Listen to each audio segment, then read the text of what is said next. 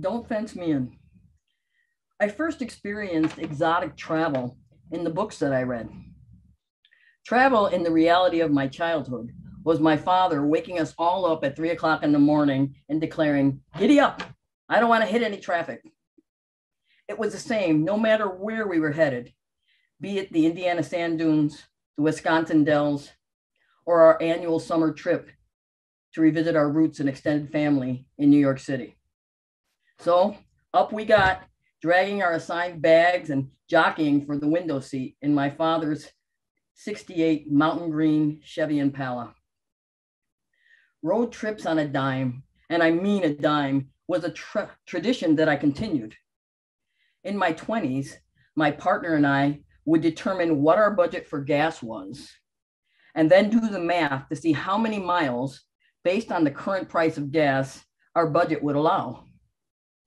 Then we would take the compass, plant the pointy end at Chicago on a Rad McNally map of the states, and draw a circle to see which points of interest fell within our carefully considered economic parameters.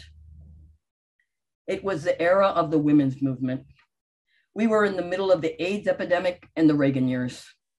All women's spaces like Mountain Moving Coffee House and lesbian bars were abundant. And my partner Anita and I wanted to roar and dance and set the world on fire all at the same time. The Michigan Women's Music Fest seemed to be the answer to our prayers.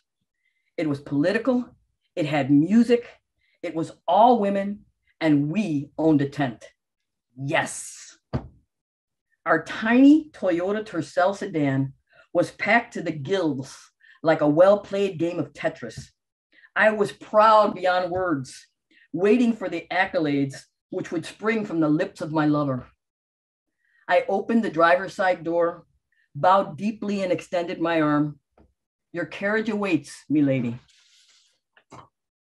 "Babe, I can't see out the rear window," was all she said. It was like letting go of an inflated balloon before tying the knot. But not being one to give up, I assessed the situation. A few strategic moves and the willingness to ride with the cooler between my leg and the passenger seat offered a sliver of vision, and my honor was restored. "Have no fear, 'tis but a bump in the road, my sweet." Pursuing a degree in English being the only excuse for the chivalrous lexicon that pervaded my early dyke years. No matter though, it worked. "You, my love, are a car packing goddess," she said as she batted her deep blue eyes and kissed my cheek. "That I am. Now, giddy up. I don't want to hit any traffic." A mixed tape was slid into the tape player, volume up, mirrors checked, and our adventure began. We stopped only once for gas and breakfast. As was our habit whenever we traveled outside of Chicago, Anita went in first, and I watched her back. We figured if folks could handle a blonde-haired, blue-eyed dyke, then a Latina dyke wouldn't be such a shock. This was the world we lived in, and we were looking forward to being in a place free from that charade. As we traveled down the country roads of Michigan, we followed the printed directions carefully for fear of ending up at the wrong place at the wrong time.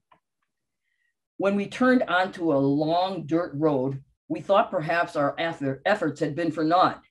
I started hearing banjos playing in my head, but I wasn't going to tell Anita. I was simply going to be prepared. I opened up the glove compartment and took out my buck knife. I may go down, but I was going to go down fighting. And then the signs of feminist civilization appeared. A hand-drawn sign with an arrow that read, "You're here."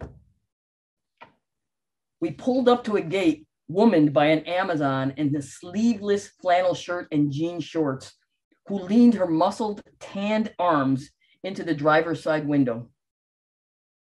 "Welcome, ladies. You two look like festy versions." Before I could even protest, Anita had already answered. "How did you guess, handsome? Would you be the person to see about losing that virginity?" My green-eyed monster was jumping up and down and waving its arms. But we had had this discussion. I could hear my own voice. We are free to flirt as long as we remember to go home with the one what brought you. No, ma'am, the Amazon answered. That would be that woman over there. She pointed toward a topless parking attendant who gave us the rundown on where to park, where to pitch our tent, and where to sign up for our jobs. I knew right away what job I wanted. I wanted to be a topless parking attendant. And why not? I was in my 20s and my boobs stood up all on their own. I mean it, they were glorious. My partner opted to work the registration table with her shirt on. Though it wasn't long before she too sported the boxer shorts and bare boobs look. After setting up camp, we reveled in the freedom of walking around naked without fear of someone jumping out and causing us harm, and then defending it with, "Did you see what she wasn't wearing?" We relished the variety of shapes and sizes and skin tones and preferences of so many women, unashamed. The power of by women, for women, and about women was invigorating. I have to admit, now I'm not a great fan of folk music, but folk singers and a field of topless fans tickled my fancy, and I was soon tapping my toes and singing along with the choruses. The freedom that we felt in this space was intoxicating. It was as if we were existing in an alternate universe. But as it is said, the more things change, the more they stay the same. The voice of oppression returned. We had to cover up when we heard the warning, "Man on the land." But we were used to this reality. What we weren't used to were the voices who oppressed our own. I naively thought that women could not and would not become the oppressor. I was wrong. It started one evening at a campfire where we were supposed to gather and experience even more kumbaya moments. One of the attendees was fired up about discussions of allowing trans women to attend the fest. She proceeded to release a tirade of fear and hatred toward our sisters. Soon, a few of the other women in the circle were fueling this fire of misinformed bullshit. At first, I sat, Anita's hand on my knee. I was allowing their First Amendment right to be stupid to play out. When they continued to spew their vitriol without those they diminished being present, Anita's nails dug in and my mouth flew open. Who the fuck do you think brought you Stonewall and gay liberation? I stood up knowing Anita had my back. Marsha P. Johnson and Sylvia Rivera, that's who. Badass trans women who had had enough. They were as much at risk on the streets as women were. Perhaps even more, because when they got arrested, they went to men's jails.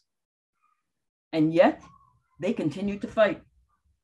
Even when the middle-class white folks who could pass wanted to forget they even existed. Ooh, snap, babe, preach, Anita witnessed. The history section in our queer bookstore had taught us well. I could feel my Puerto Rican blood pounding in my head to the beat of the bomba. Don't forget whose shoulders you stand on, my sisters. And fuck you if you do. I was done. I had schooled them, and I was ready to stomp off when Anita stood up. I may have schooled them, but Anita finished it.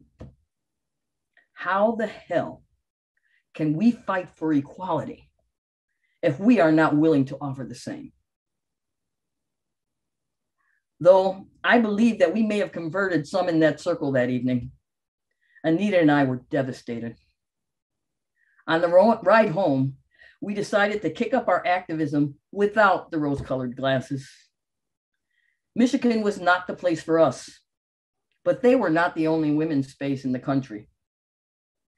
Anita and I found our happy place for the next few years down south at Rhythm Fest.